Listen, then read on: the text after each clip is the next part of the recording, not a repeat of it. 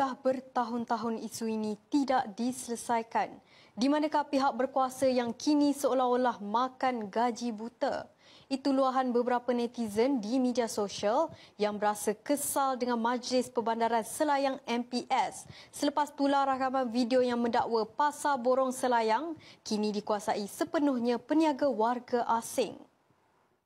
Berada di kawasan Pasar Borong di mana kawasan ini dikuasai sepenuhnya oleh orang-orang Bangladesh. Rakaman dimuat naik seorang pengguna media sosial menunjukkan pasar itu dipenuhi peniaga asing tanpa kelibat seorang pun peniaga tempatan. Keadaan itu menimbulkan persoalan mengenai kelemahan pihak berkuasa dalam mengawal peniaga asing semakin berleluasa di kawasan tersebut. Orang awam turut meluahkan rasa kecewa kerana MPS terletak begitu dekat dengan pasar itu namun tiada sebarang tindakan tegas diambil. Sebelum ini pihak berkuasa beberapa kali melakukan operasi penguatkuasaan tetapi peniaga asing tetap kembali berniaga.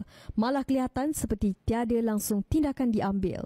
Ramai warga asing yang berkumpul di kawasan ini sehingga kan apabila saya menjejakkan kaki terasa seolah-olah saya ni pula seorang warga asing dan keadaan itu telah pun berjaya dikawal selepas pihak polis berjaya menyuraikan mereka.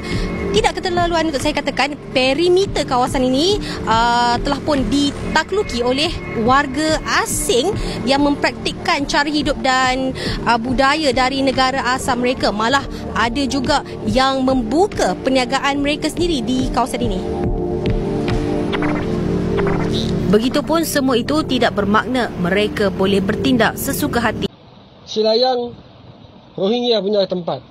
Lu orang Melayu jangan kacau. Si Kelang itu Selayang kami punya kawasan. Our territory. Tak boleh bangsa lain kacau. Cina ke, Melayu ke, India ke, Indonesia ke. Tak boleh masuk. Jangan. Bank Dhaka, biaya warga asing berniaga di Malaysia. Orang nampak tak? Cerdik ke tak cerdik negara diorang? Diorang hantar rakyat diorang kat sini. Kononnya kerja ikut cara yang betul. Dalam masa yang sama, diorang bagi modal kat rakyat diorang. Lepas tu berniaga dekat Malaysia. Padahal undang-undang kat Malaysia orang asing tak boleh berniaga. Orang-orang tempatan baik sangat bagi diorang lesen, sewakan kedai kat diorang. Lepas tu diorang pun berniaga. Duit tu ke mana? Duit tu ke negara diorang. Sebab diorang berhutang dekat sana, diorang kena bayar bunga. Tak mustahil lah kalau korang tengok Dhaka tu maju. Sebab apa tau? Sebab rakyat diorang pandai. Diorang dah kaut keuntungan dekat Malaysia ni, lepas tu dia tolong dekat negara dia. Macam-macam mana pun, orang luar ni tetap sayang negara dia lagi. Bak kata pepatah, di mana bumi dipijak, di situ langit dijunjung. Cuma rakyat tempatan kita je yang tak sedar-sedar. Masih tidur, tak fikir cucu-cicit di kemudian hari. Senang-senang bantu diorang buka perniagaan. Bagi lesen guna nama kita. Itu pasal lah mata wang kita makin teruk, tahu tak? Diorang berniaga, untung banyak-banyak, diorang hantar kat negara diorang. Yang kita tak ada feedback, kerajaan kita tak dapat apa-apa. Itu kalau diorang berniaga cara haram lah. Kalau diorang berniaga ikut isteri dia, kena bayar jugalah cukai-cukai itu semua kan. Tapi macam mana pun, diorang tetap tak boleh berniaga kat sini. Orang Malaysia nak berniaga pun susah. Asyik-asyik kena sita, asyik-asyik operasi. Kenapalah kita ni lemah sangat? Bagi sangat diorang berniaga. Kita dapat apa? Cuba korang fikirkan. Betul tak korang?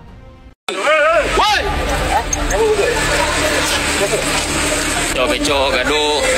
Mana? Mari. Saya nak cakap dengan kerajaan cuba tengok. Kalau dia ada berapa ramai sini orang? Berapa ribu orang? 100 orang ada? Berapa? 5,000 lebih. Berapa lama? 8 tahun lebih. Nama apa? Salib. Rohingya orang sudah 8 tahun lebih. Sini semua ini menu sini ada 5,000 lebih.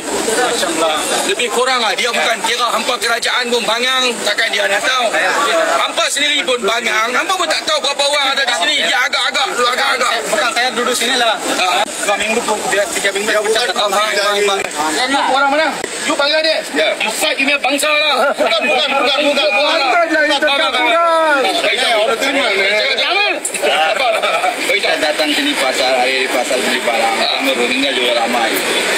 Itu saja. Bangla tak ramai. Rohingya, Bangla bukan satu spesies lah. Rohingya sama Bangla satu spesies juga. Lo juga bayar lo. Nanti lupa 5 tahun. Oh, okey. Jangan marah. Rohingya kurang sini. Bangla itu pasal macam buat. Iya Bangla banyak. Bangla Rohingya sama-sama. Iya bang juga. Bangla banyak. Bangla mereka pun banyak. Kalau you macam ni, kalau you tak cakap betul, nanti dia orang cakap you memang bangsa. Dia orang memang bangsa tak apa. Siapa banyak bilang? Bangla banyak sini, Bangla pun mereka banyak. Tapi Rohingya tara mereka lah. Rohingya kicik-kicik kadar buka saja. Dia mana arah Asia, kita tak Asia mah. Mana Asia, mana boleh buka kedai. Kita kicik-kicik buka kedai. Itu pun kacuk kita. Mana boleh buka besar semua sebabnya Bangla punya lah.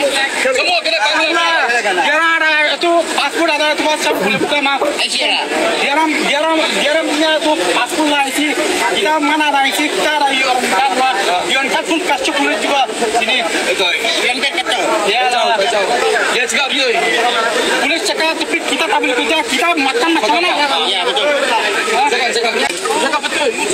Cakap. Boleh saya kita makan macam mana? Kita mau makan berak. Kita tak boleh makan berak mah. Kita mau kerja curi pun boleh kena tahan mah. Ya betul.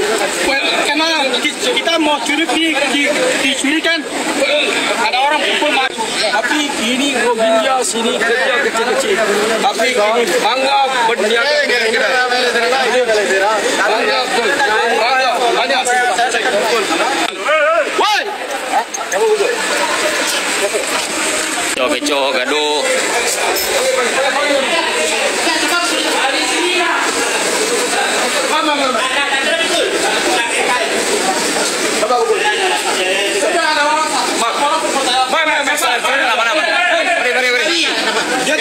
Saya ada sini.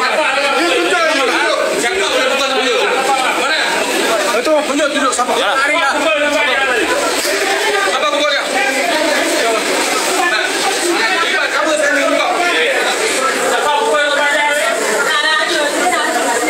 Siapa pukul? Mana punya orang? Mari tunjuk siapa dia? Mana? Ada lah. Siapa pukulnya? Siapa pukul? Nak takut tak? Lari satu orang.